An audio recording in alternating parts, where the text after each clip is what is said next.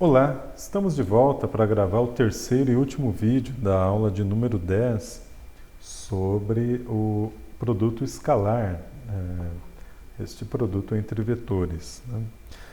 O último tema que nós pretendemos discutir é o tema de projeções e consiste em projetar um vetor na direção do outro e ver o quanto entre aspas, né, o quanto, qual o tamanho da componente de um dos vetores na direção do outro vetor.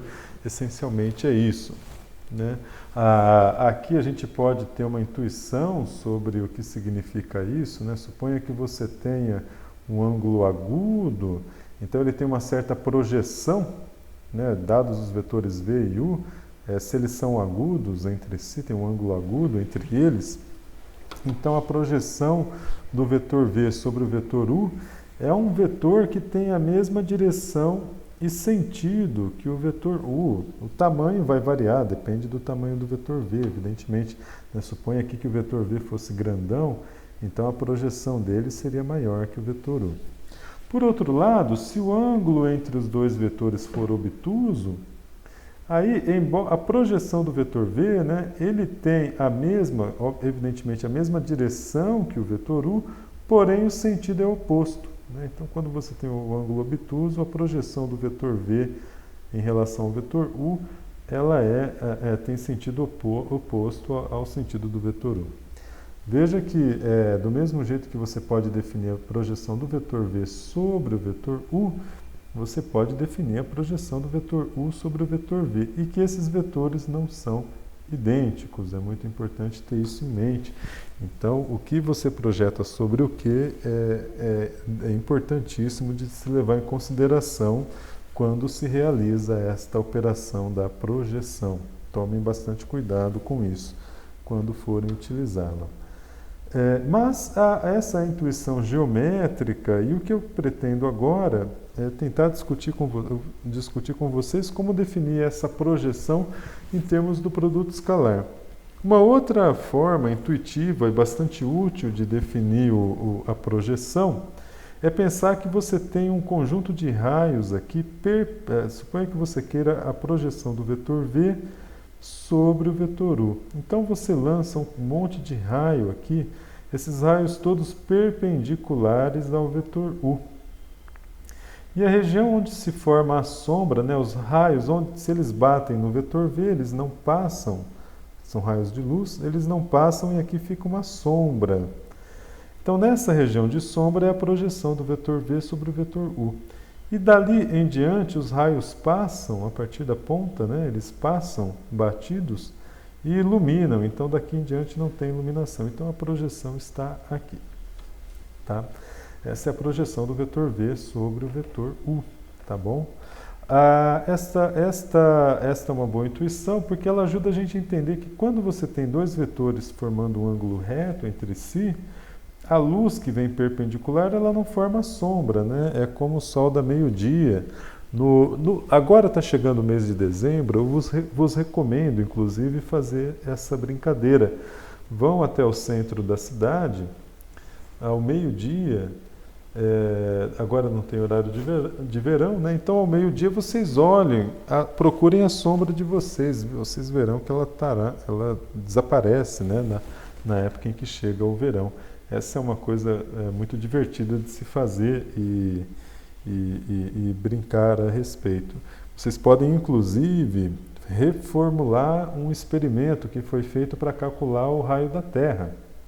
Vocês vão ao meio-dia na cidade de São Paulo, onde não vai ter sombra, e aí vocês peçam para algum amigo de vocês pegar uma vareta de 1 metro e em alguma cidade distante daqui de São Paulo, sei lá, em Florianópolis, você pode fazer isso online, Florianópolis, meio-dia também, essa vareta de 1 metro e você calcula a projeção da vareta sobre o solo, né? Vai ter aquela projeção lá, então você calcula. Como você vai saber o comprimento da sombra? Agora você tem como calcular o ângulo formado entre entre você tem um triângulo retângulo, então você tem como calcular um triângulo, você vai ter um triângulo, então tem como calcular o ângulo, né, em que aquela vareta está em relação ao Sol do meio-dia, no dia de transição do verão, dia 21, né, se eu não estou enganado. Bom, descobrindo este ângulo, você saberá então, por identidade geométrica, você vai saber qual é o ângulo que tem entre as cidades de São Paulo e Florianópolis. E aí, sabendo que o arco de circunferência correspondente a um certo ângulo é o raio da circunferência pelo ângulo, você tem como estimar o raio. Por quê? Se você souber a distância entre as duas cidades, você sabe o tamanho do arco de circunferência. Você vai saber também o ângulo, né, por identidade trigonométrica entre triângulos. Você vai conhecer o ângulo porque você vai conhecer o ângulo formado pela varinha em relação aos raios de Sol. E você, então, estima o raio da Terra. Esse experimento já foi feito na Grécia Antiga e eles estimaram muito bem o raio da Terra. O erro foi relativamente pequeno. Então, foi uma ótima medida. Até os gregos já sabiam que a Terra era redonda. Não redonda exatamente, ou melhor, digamos que ela é aproximadamente esférica. Talvez essa seja uma maneira mais precisa de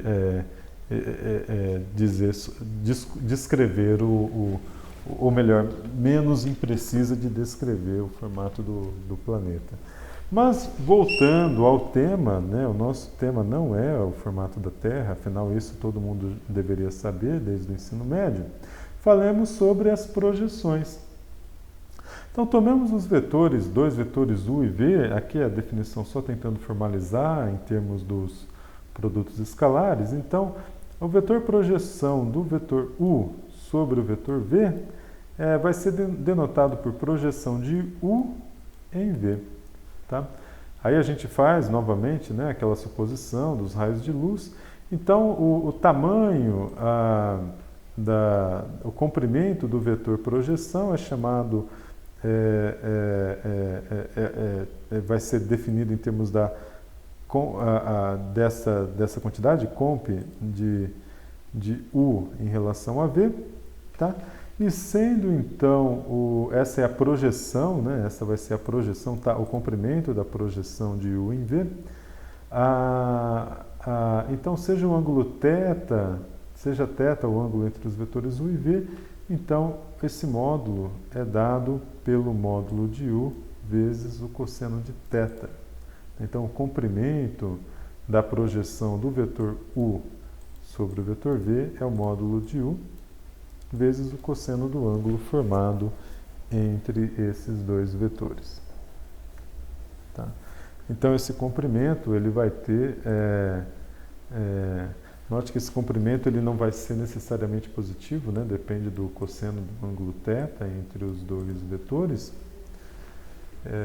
E ele vai ser dado em termos do produto escalar, U escalar V dividido pelo módulo de V. Essa definição ela vem lá da definição de produto escalar, né? É só a gente dar uma olhadinha aqui. Quando a gente define o produto escalar em termos da lei dos cossenos, né? Então, o módulo de U vezes cosseno de θ, a gente passa o módulo de V para o lado de lá, fica U escalar V dividido por módulo de V é igual a módulo de U vezes cosseno de θ. Opa, passei batido. Então, está aqui o comprimento, né, e o sentido do vetor projeção de U sobre V. Já o vetor projeção, para obtermos o vetor projeção, basta tomarmos esse escalar, que dá o sentido e o módulo da projeção, e multiplicar pelo versor. Correto? Porque o versor, versor de V. Porque o versor de V, ele é um vetorzinho de módulo 1 que dá a direção e o sentido exatos do módulo V. Então, e esse versor unitário multiplicado por qualquer número dá um vetor cujo módulo é aquele número. E sentido depende daquele número também. Então, nós pegamos a projeção, né, o escalar projeção de U em V, e multiplicamos pelo versor de V para obter o vetor projeção de U em V.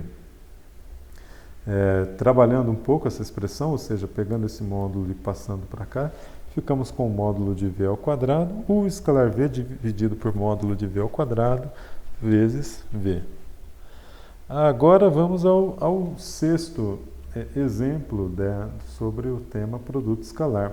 A projeção, qual é a projeção escalar do vetor V de componentes 1, 1, 2 sobre o vetor U de componentes menos 2, 3 e 1? Então, primeiro a gente calcula, né, a projeção, essa projeção, o escalar, né, de projeção de V em U, isso é dado por U escalar V dividido pelo módulo de U, aqui. Então, vai ser U escalar V, temos 1 vezes menos 2, primeira componente, produto da primeira da segunda com a segunda componente, e da terceira com a terceira. Então, isso vai dar 3, e o módulo de U está aqui, 4 com 9, 13, com 1 vai dar 14, né, que é o quadrado aqui, então raiz de 14. Então, o número, né, a projeção de V em U é 3 sobre raiz de 14 vezes raiz de 14. Eu fiz só tirei o raiz de 14 aqui de baixo do denominador. E o vetor, basta multiplicar a componente de V em U pelo versor U. Então, nós colocamos aqui o versor U, o vetor U dividido pelo módulo de U. Né? Basta, então, tirarmos o quadrado dessa raiz, o produto escalar a gente já tem o resultado, e adicionar aqui o vetor U.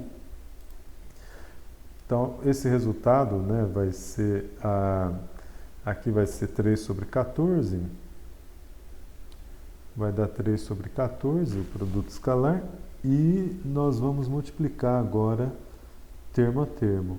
3 vezes menos 2, menos 6, dividido por 14, simplifica por 2, fica menos 3 sobre 7. 3 vezes 3 sobre 14 dá 9 sobre 14, 3 vezes 1, 3 sobre 14. Então é isso daí que é o resultado, e assim a gente aprende então qual é o vetor projeção de V no vetor U. Tá? Então esse é o vetor. E com isso nós concluímos a aula de número 10 de cálculo 2 sobre produto escalar. Desejamos boa sorte com os exercícios e até breve. Tchau, tchau. Boa noite, ou bom dia, ou boa tarde.